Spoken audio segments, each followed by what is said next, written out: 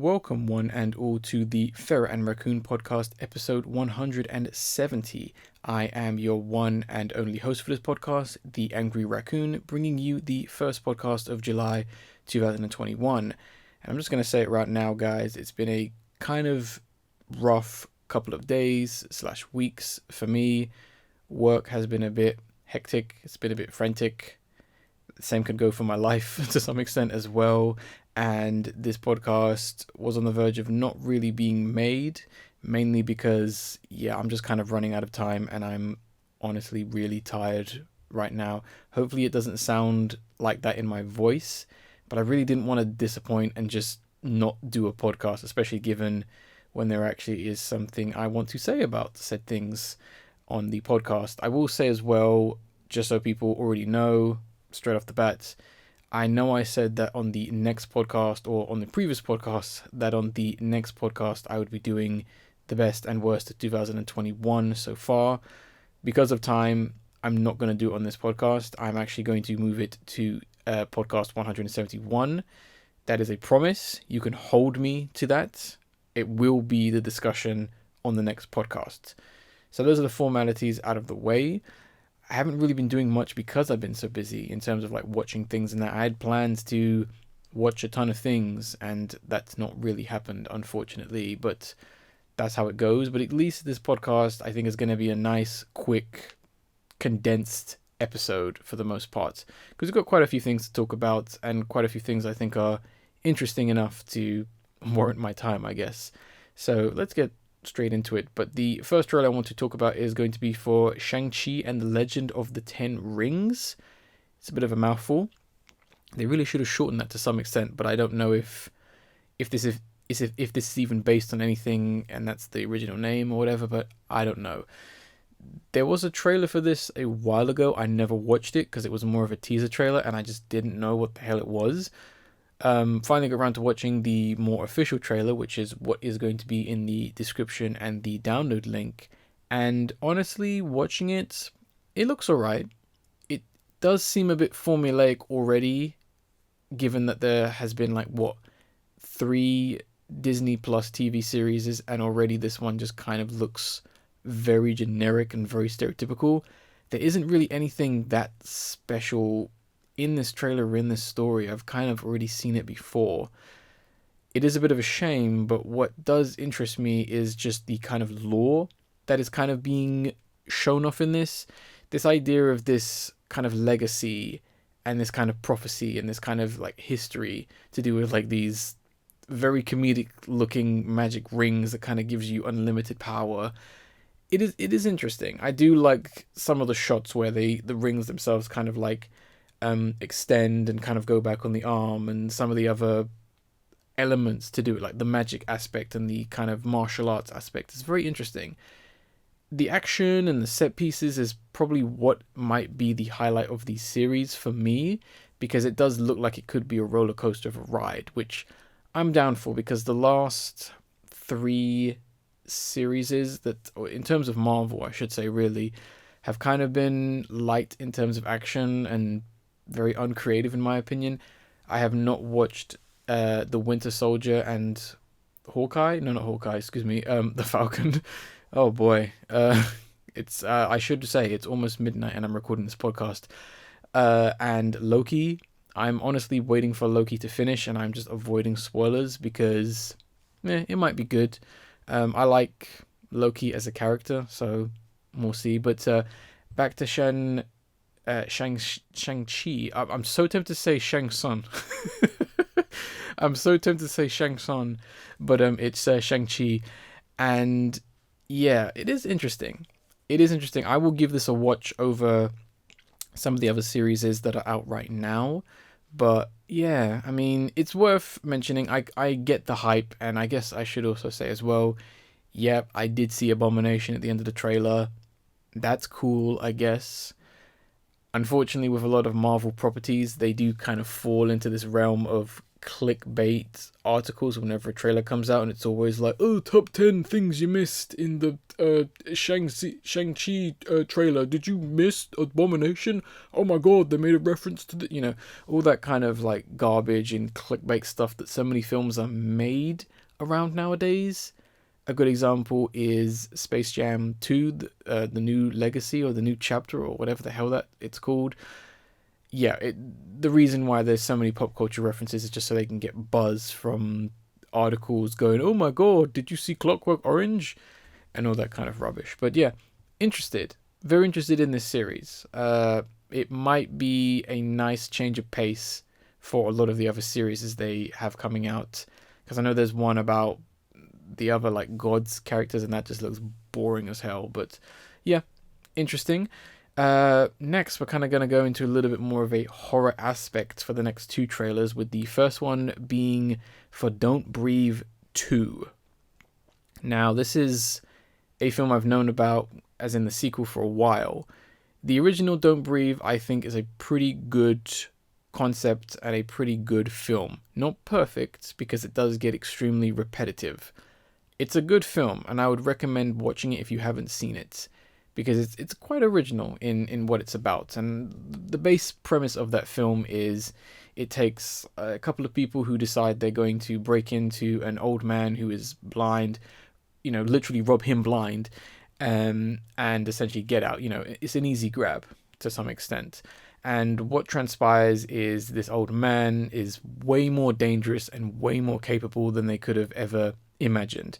And it essentially becomes a game of cat and mouse and survival and just horror in that sense, in that aspect, given what's happening.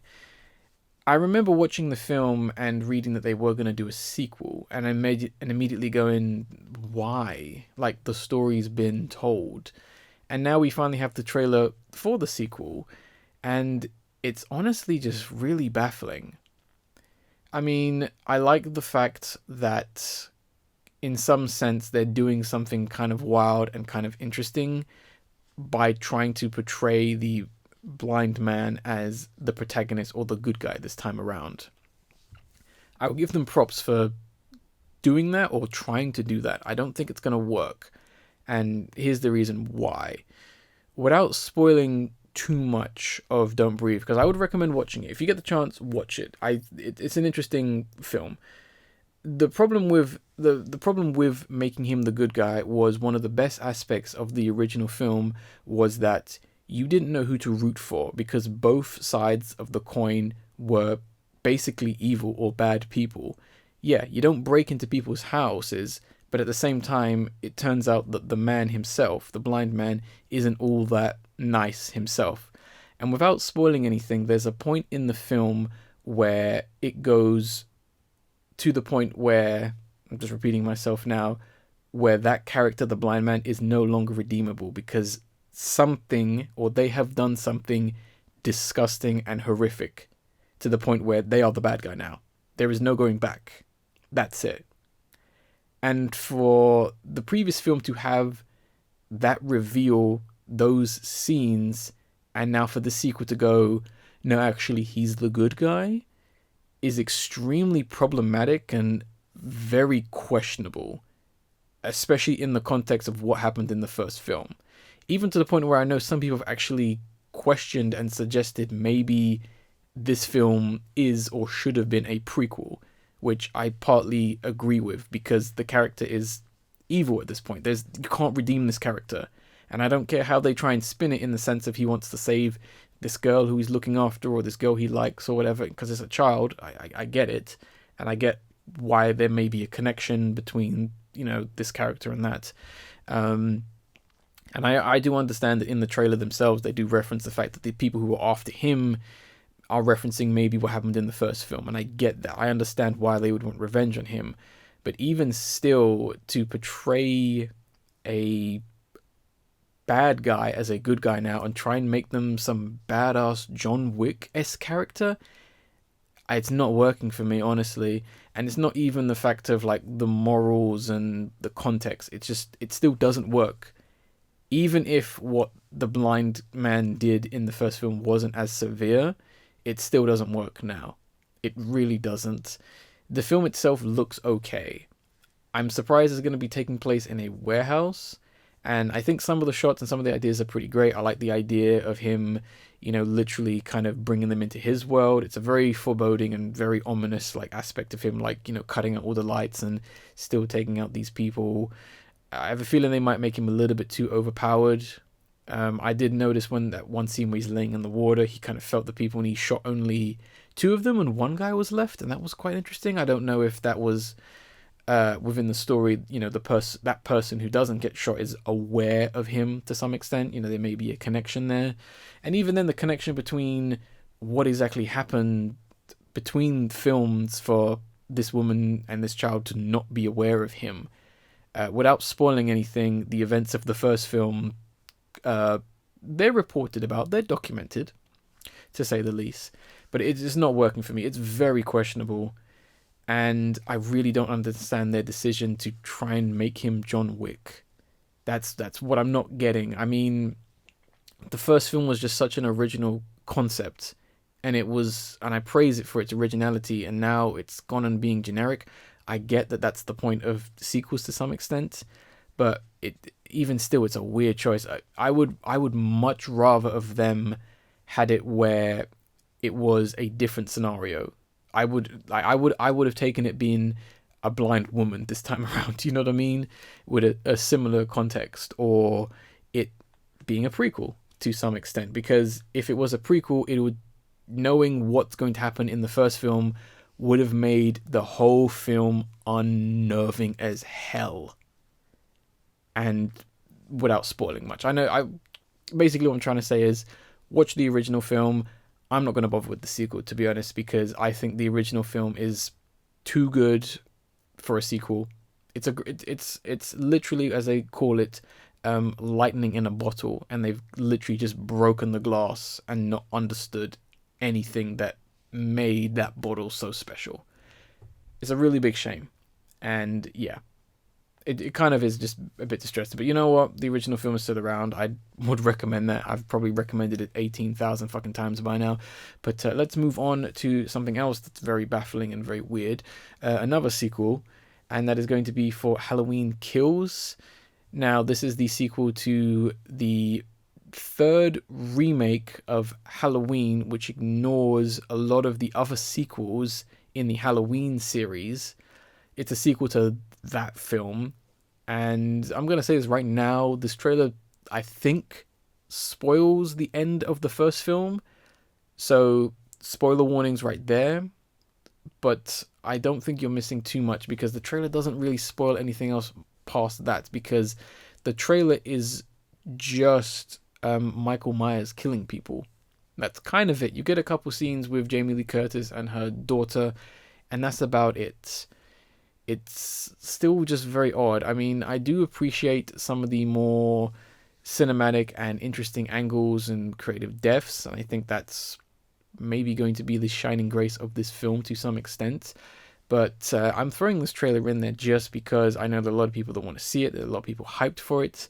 I tend to cover a lot of like scary horror films that I don't actually end up watching. But I will give it this. It does look like it's competent, because I heard the previous film was at least okay, and maybe this film will be a little bit better. I mean, maybe they'll do another sequel in this somewhat low budget-esque way, but it's honestly alright. It looks okay. I probably won't watch it because I only really care about the first three Halloween films. And yes, I said 3 because Season of the Witches is still a good film.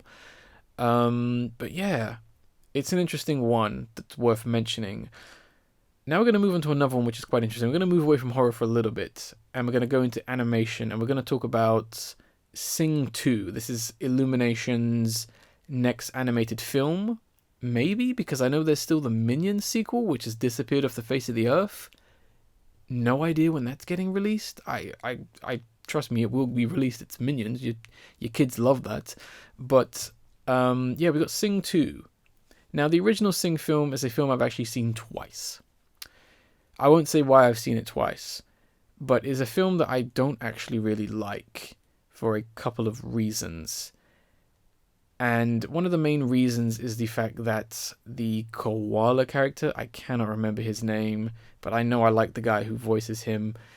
He's a very frustrating and annoying character. He comes across as a asshole because the first film is based on this, and I can spoil it because it has such a generic plot, and I'm not going to spoil the whole film though. It's based on the whole idea that he has like a failing theater, and in order to kind of drum up success, he holds a singing competition, and his assistant slash sister makes a printing error. So instead of it saying the prize is 100, it says 1,000,000, and obviously it gets people coming over. They want to audition, and one of the biggest problems with this film is it's based on the liar's reveal cliche, but done in an awful way where at no point does this character ever really kind of consider the outcome of the liar's reveal. He kind of goes, oh yeah, it'll be fine regardless. At no point does he ever go or consider, hey, maybe I should charge like everyone $5. That way I'll at least make back some of the money, and just kind of go, oh, actually the money was a mistake. It meant to be 10,000. I mean, people would still audition for 10,000. It's such a bizarre aspect, and yeah, the whole film is based on this whole lies reveal, and the main character, that koala character, doesn't listen to anyone. Annoyingly, he just doesn't listen to anyone. I found that so frustrating because typically with good storytelling, you want your characters to learn something or realize something. He kind of doesn't. He, throughout the whole film, he just ignores people, and even in this film, it seems like he's doing the same thing where he's kind of just ignoring people and kind of just going on basis. I mean, I'll go into the trailer in a second, but like the fact that the male pig character voiced by Nick Carroll kind of just mentions, Clayton, and he kind of just, oh yeah, we know him, yeah. It wouldn't hurt to just kind of say, no, we don't actually know him, but we'll try really hard. Like, oh, it's an absolute repeat of the first film. And also with the first film, I thought it was like really quite cheaply made and kind of looked quite cheap. It didn't look that all great, in my opinion. They recycled a lot of character models, and I know what some people are going to say, animation is hard. Of course they're going to recycle character models, and I'm not going to hold them against this, but here's the thing. There are films made with lesser budget and YouTube animations that don't recycle character models or characters in the background, so I don't know what the fuck their excuse is. But the trailer itself, I'll be honest, although being long and spoiling a lot of the film, it looks promising. Visually, it looks way better than the first film. They've really upped their game. It actually seems to have a sense of day and night, and the lighting looks great, and the animation looks great, and it looks a lot more colorful and vivid and bright. So, thumbs up there. These are more the positives, which I don't have too many, unfortunately. I do like the cast. I think the cast is pretty good. I think it's honestly one of the best parts about the film itself. And the animation is looking pretty slick as well. One thing I am liking as well is the characters. The new characters more accurately. So, for example, the wolf character, or the daughter of, was it Mr. Crystal? Who's the wolf in the suit. His daughter, his spoilt brat daughter, is called Porsche, and she's voiced by Halsey, the music artist. I've never listened to anything by her, so I don't quite know how to pronounce her name. But she's voiced by her. I like her character design. I think she has a pretty interesting design. She's got like a very oddly slender body, yet when you see her head, she just got the poofed out fur.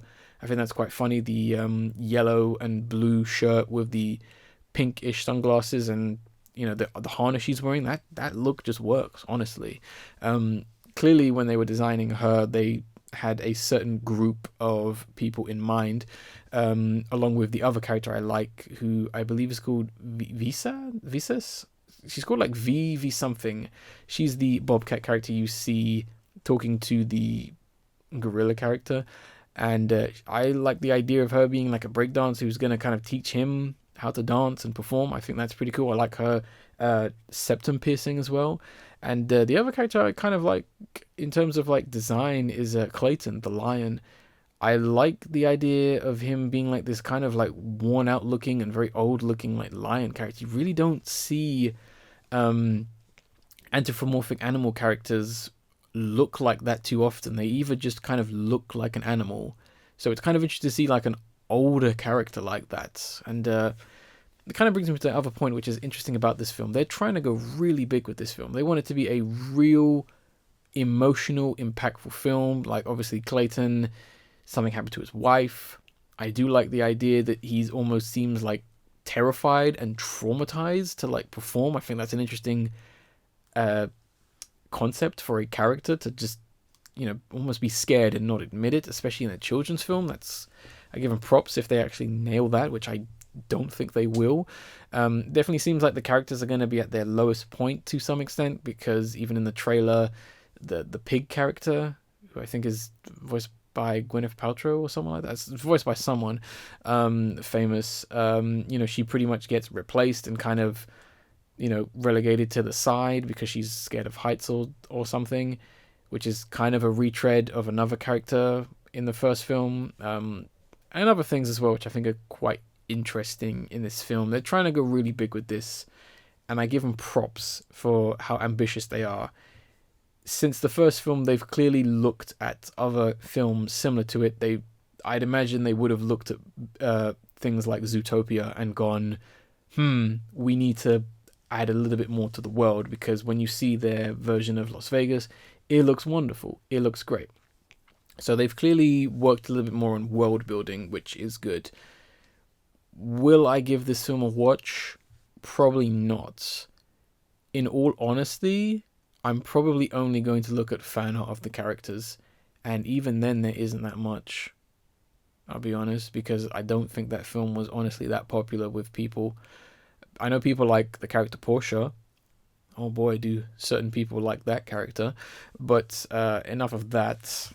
Yeah, interesting one. Really interesting one to discuss. This is one that could either go two ways, and it comes out at Christmas, which is interesting. So they're definitely trying to make this one a massive success. And if they succeed, they succeed. I'm not going to really hold them against it. And the last trailer I want to talk about, it's a quick one because there isn't too much to talk about with this one, is going to be for the trailer for Chainsaw Man. This is the anime adaptation based on the manga, and I know a lot of you guys seem to like it when we talk about anime, so I'm going to talk about anime. And I love this trailer because it is so cryptic and it tells you absolutely nothing about Chainsaw Man. I know about Chainsaw Man, I've known about it for about a year, and I've known about the anime for roughly the same amount of time. And I love that this trailer is so schizophrenic that it just shows you scenes with absolutely no context, and even still you're hyped and you're intrigued, because I know I was, and I know what roughly happens in the story. Wonderful trailer. The animation itself is honestly looking like movie-esque, which makes me wonder if this is just going to be a movie or if they've just animated the whole series, because Chainsaw Man isn't a long manga. It's not very long. It's very short, actually. You could probably read it in a day, but it's a very interesting series. And even with the animation, I love how they have absolutely nailed some of the action and some of the more gruesome and disturbing visuals, because Chainsaw Man has some pretty graphic and violent stuff in it that almost makes it a horror to some extent, action horror, but at the same time there's a lot of silliness to it. You've probably noticed the fact that there is a man who has arms for chainsaws and his face is a chainsaw. There are other very silly things in that series. It's a very on the nose, out there series, and I give it props for that. And it honestly already looks very promising. Like, I was already pretty interested in the series anyway, but I'm super hyped for it, and I'd imagine you are, and probably a lot of people are as well, because it honestly is looking very impressive. Like, it's putting a lot of other animes, especially their animation and their styles, to shame. But I know the studio that is making this, Mappa, I believe it is, they always go out of their way to some extent, and I'm so happy that they are the ones doing the series and they're the ones who picked it up. But yeah, really interested in this series, and everything just looks great so far. Like, it looks very faithful, but it looks like they really want this to be a success, and they really want this to be great. If you want some kind of comparison to Chainsaw Man, I would recommend an anime or more accurately, Owl has recommended quite a few times, being Devilman Crybaby. if you like Devilman Crybaby, you're most likely gonna like Chainsaw Man. So there's that. But yeah, cannot wait for this series. I am actually going to try and finish the manga before the anime comes out, because it's not a long read and the books have almost all been released in this country. So yeah, that's pretty much going to wrap up this podcast. I said it was going to be a short one, but I think it's been a pretty interesting one for the most part in terms of the things I talked about. And yeah, but yeah, I guess almost forgetting to do the video of the episode, which of course is going to go to Tyler, the creator, with CORSO, which I believe is a breed of dog. And yeah, fantastic music video, fantastic song. His newest album recently came out a little while ago, being Call Me If You Get Lost. I've listened to it about 4 times. Really good album. If you've liked his previous albums, you'll like this album. If you want to hear something different in terms of modern rap music, because he's rapping a lot more in this album, strongly recommend this one as well. Definitely one of the stronger albums released this year. And yeah, hopefully you guys enjoy the music video, because I think it's actually just pretty out there. It's pretty great. And yeah, I guess I'm gonna wrap up this podcast. Like I said before, the best and worst of 2021 is going to be discussion of next podcast. I might try and get someone to help with that podcast, because I have a feeling that there won't be a lot of trailers come next podcast. Also, Record Store Day Drop 2 is going to be happening, so that's a thing. So some of the visuals for this episode will probably be in reference to Record Store Day, in case you're wondering what the last 2 visuals were in reference to, especially the one for this episode. That's Record Store Day is what you're seeing, pretty much. But yeah, hopefully you guys enjoyed this podcast. Everything I talked about is going to be in the description and in the download link. I would really appreciate it if you did like this video. I'd appreciate if you shared this video as well. It'd actually be pretty nice, especially if I talked about something that someone's about. Even if like what I said pisses you off, send it to them. You know, piss them off even further, I guess. I don't know if you want to be like a spiteful cow, but yeah, I guess I'm gonna wrap this podcast up like I always do, or end this podcast like I always do, by saying I was the Angry Raccoon, and I will see you on the next podcast.